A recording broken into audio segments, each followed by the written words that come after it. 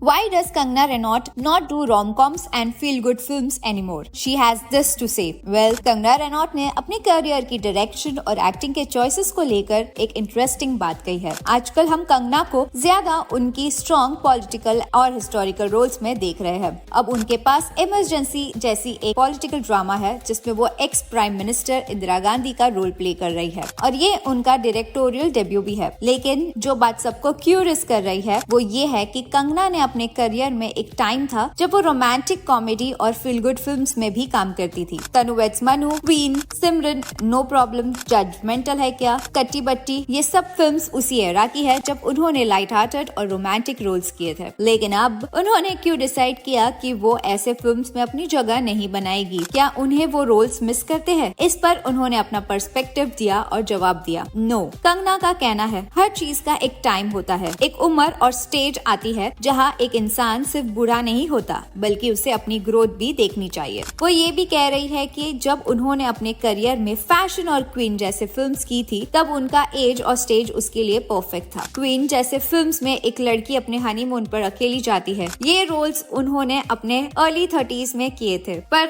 अब जब वो अपने करियर में और अपने लाइफ में ग्रो कर गई है तो उन्हें लगता है कि उनके लिए कुछ ज्यादा एम्पावरिंग और इम्पैक्टफुल रोल्स का वक्त है। आज कंगना को ये महसूस होता है कि उनका रिस्पॉन्सिबिलिटी ये है कि वो अपने फैंस, खास करके उन लड़कियों को जो उन्हें रोल मॉडल के रूप में देख रही है, कुछ और दिखाए। वो कह रही है, अब जब मैं एक 38 साल की औरत हो गई हूँ तो क्या आप मुझे अभी भी वही रोल्स में देखना चाहेंगे? जब मैंने अपने आप को समझ लिया है तो क्या मैं उन रोल्स को दोबारा एक्सप्लोर करना चाहूंगी? उनके लिए ये सवाल काफी इम्पोर्टेंट है। कंगना का कहना है हर चीज का एक समय और स्थान होता है। हर वक्त अपनी ग्रोथ को एक्सेप्ट करना, उसे ग्रेसफुली अपनाना, ये सब इम्पोर्टेंट है। उनके लिए अब ये जरूरी है कि वो अपने आप को और अपने करियर को नए डायरेक्शन में ले जाए और ये उनका मानना है कि ऐसे रोल्स में एम्पावरमेंट और ग्रोथ को शोकेस करते हैं वो अब उनके लिए ज्यादा रेलेवेंट है। इमरजेंसी के बारे में बात करते हुए कंगना ने कहा कि इस फिल्म में उनका रोल उनकी लाइफ के